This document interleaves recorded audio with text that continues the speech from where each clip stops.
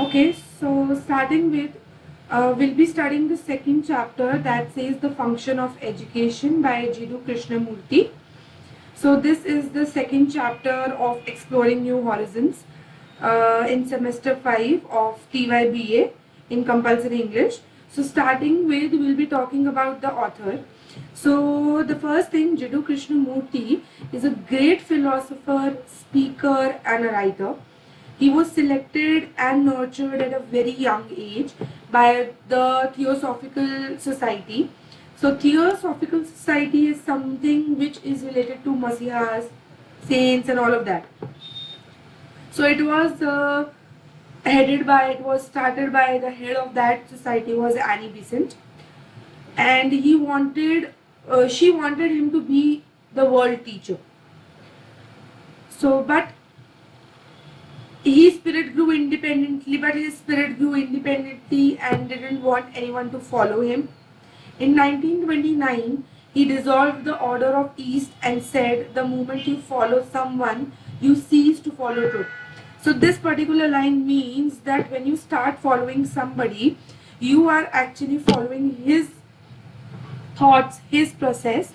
But as soon as you start following somebody, you stop following the truth. So his views on education are as revolutionary and as his spirit is. So in his work, he reveals the purpose of education in connection with understanding life, intelligence, learning, attention, inward freedom and creation of new society. Okay, so we're starting with his this chapter. So he says that what is the purpose of education? I'll give you just a gist about it. So he says that what is the real purpose of education? So he raises a question, are we educated only to pass the exam and get a job? Or then for only getting married and become more and more like machines? Should we study just to be proficient in maths and physics? He suggests not to study for life but to study life. He says that you shouldn't study to make your life. His idea is that you should study to understand what life is, what this particular whole scenario is all about. Okay, education is to understand the whole process of life, to discover for yourself what is real, what is not. Today, man is conditioned by religion, beliefs, ideas, tradition, and society. So, according to him, the function of education is to help man to live freely without any fear. Fear of getting a job, fear of passing the exam, fear of getting married, fear of being good in maths and physics. These all fears should be not there. So, according to him, education is understanding life. Okay.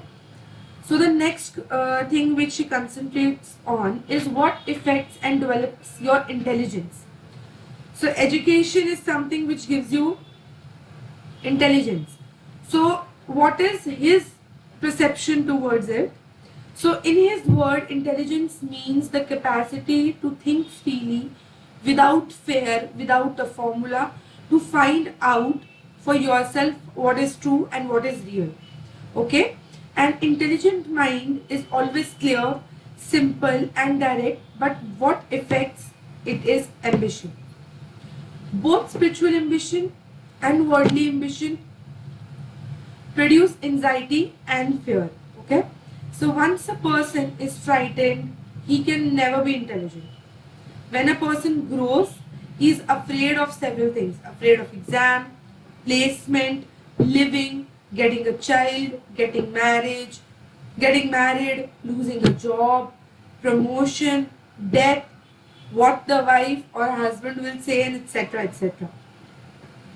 So Krishnamurti states most of us have fear in one form or another.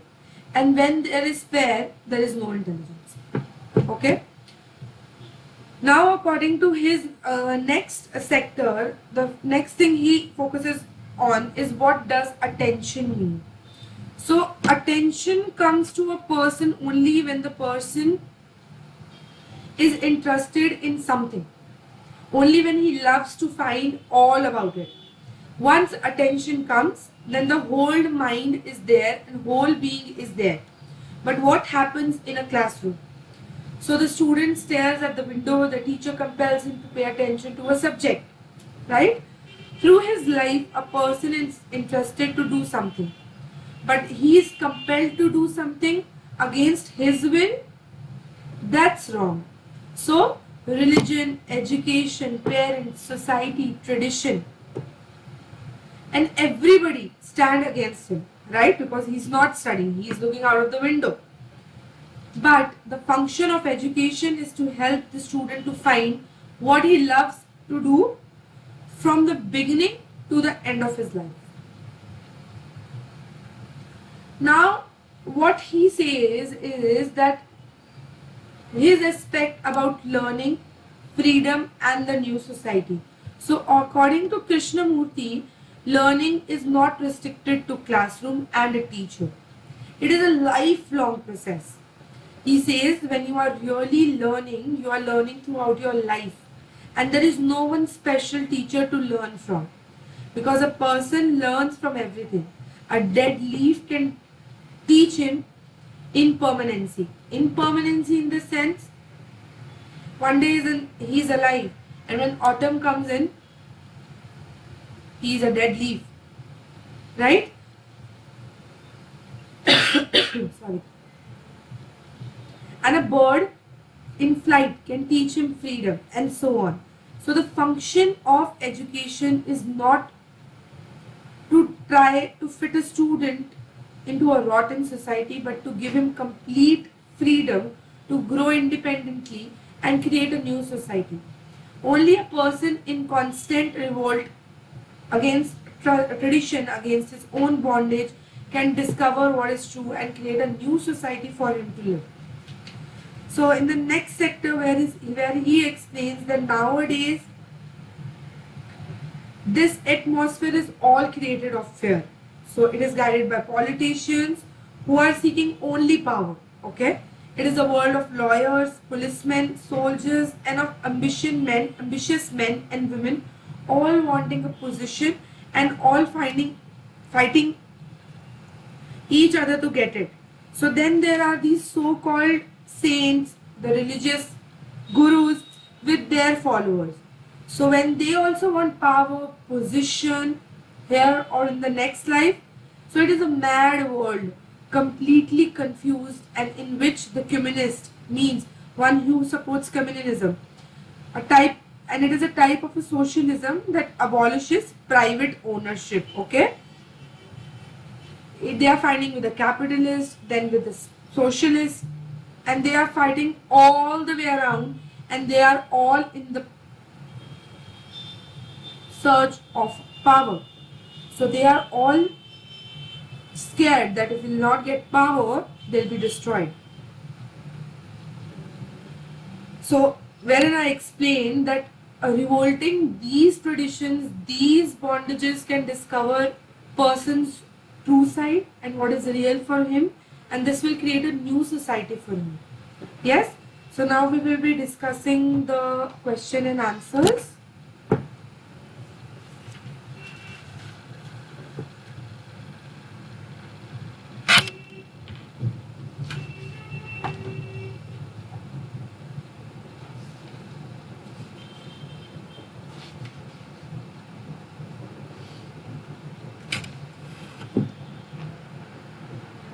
Okay, so the first question is, what happens if we merely prepare ourselves to earn a livelihood?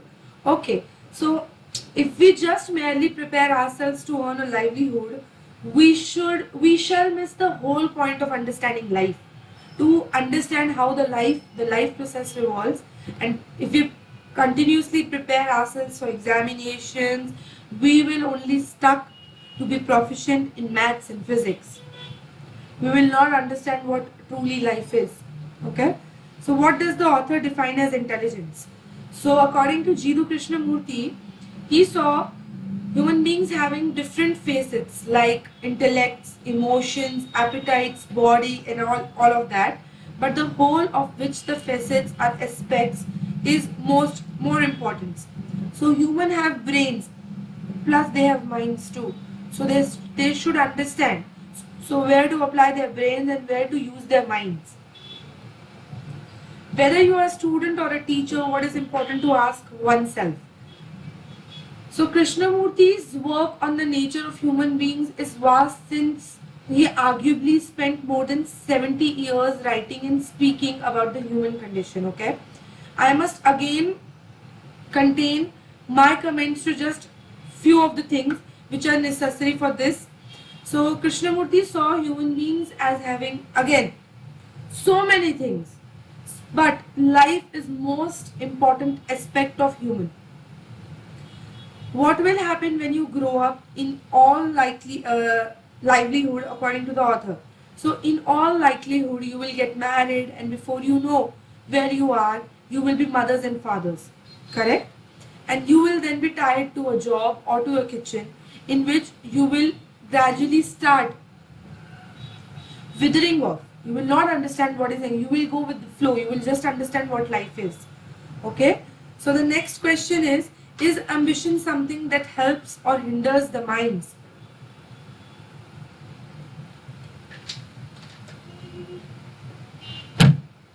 So the answer to this is, so any form of ambition, spiritual or some other, it gives you anxiety, it gives you fear. So therefore, ambition does not help to bring out the mind that is very clear about it, simple, direct, and hence intelligent.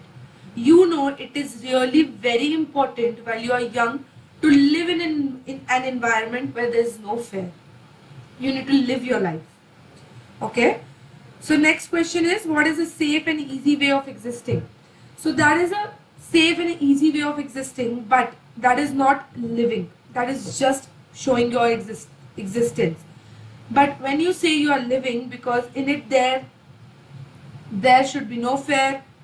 You shouldn't be fear of decay, death. To live is to find out for yourself what is true, what is real. And you can do this only when there is freedom and when there is continuous revolution against the bondages and the traditions, right? So the next question is, how is present day education not helping us? So the present day education is a complete failure because it has overemphasized technique. So you are just emphasizing on technique where we destroy man. Okay. So you don't know what others' capacity is, what others are efficient at. So you are just following the rules which are made by the different communities, where you are giving exams, where you are getting married, where you are getting kids, where you are just focusing on getting a job, but you are not living your life. So this has actually jeopardized the physical security. Okay. So the next question is, what is the relationship between fear and intelligence? So intelligence is discernment of the essential, and to discern the essential there must be freedom from those hindrances, from those bondages which the mind projects in the search for its own security and comfort. So fear is inevitable. Okay. As long as the mind is seeking security, you will always have fear. So for the keen awareness and the So when human beings are regimented in any way, so keen awareness and intelligence are destroyed. When fear is there, intelligence is not there. So coming to the next question, describe what the author believes happens to a people as they grow up. So for Krishnamurti, educating the whole person, educating the person as a whole, educating the person within a whole. For him, education is about preparation for the whole life and not preparation for the part of a life. Okay. So Jiddu Krishnamurti, like Rabindranath Tagore, Mahatma Gandhi, Swami Vivekananda, and others, found out his own educational institutions to put into practice what he preached. He preached that education for him is living up your life and to understanding what life is. So next question is, trace the theme of safety. How does it interact with and influence the author's notion of education. So Jiddu Krishnamurti argues that the purpose of education should not just to prepare people for a career, but it's to prepare people for life. Okay, if people are not educated to understand the whole process of life, so it is a war between two religions, two traditions, because they will be fighting. They are not living lives, they are living in bondages and traditions. Okay, so going ahead,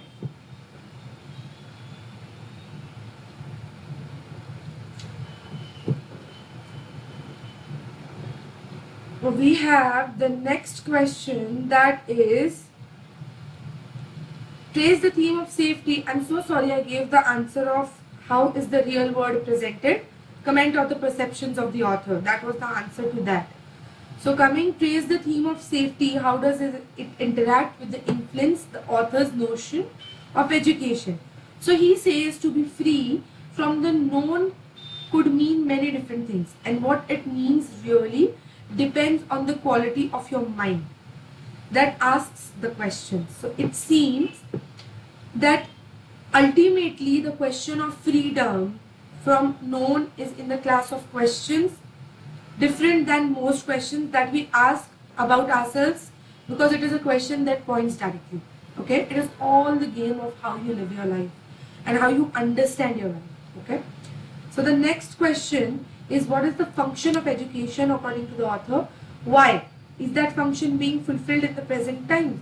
Okay, so in the function of education, that is the essay, Jiddu Krishnamurti argues that the purpose of education is to prepare people for life, not for just the part of life. That is done by making students feel free, so that they can think freely and won't conform to society. Society is corrupt, violent and oppressive at some point of time. So if students don't think freely, they will also be corrupt, violent and oppressive. They must think freely so that they will be rebel against everything that is wrong within the society, so that they can change society. That is completely true. But Krishnamurti doesn't account for how students will learn to rebel. So if their education is not oppressive, there is no way the education can completely prepare everyone for their lives. Okay, because they will say come across obstacles they weren't expecting. However, if people receive a proper education that encourages them to think freely, they will be able to deal with some of obstacles that are the traditions, the bondages, which are making this society oppressive, because they will be able to think of ways to deal with them, but not having to rely on formulas of education, the system. They will be able to educate themselves on situations that they weren't expecting they would have to deal with. Okay, so the next question is, does the author make a convincing argument? How does he do it? Comment on the strengths and weaknesses of his argument. Okay, so this is the last question, where in the function of education, Jiddu Krishnamurti argues that the purpose of education is to prepare people for life. That is done by making students feel free, so that they can think freely and won't give a confirmation to the society. So according to him, society at some point of time is corrupt, it's violent, it's oppressive.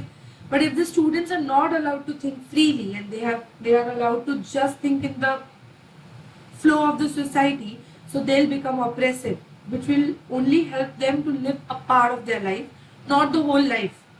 Okay, and that is completely true. But Krishnamurti doesn't account for how students will learn to think freely and how to do their rebel.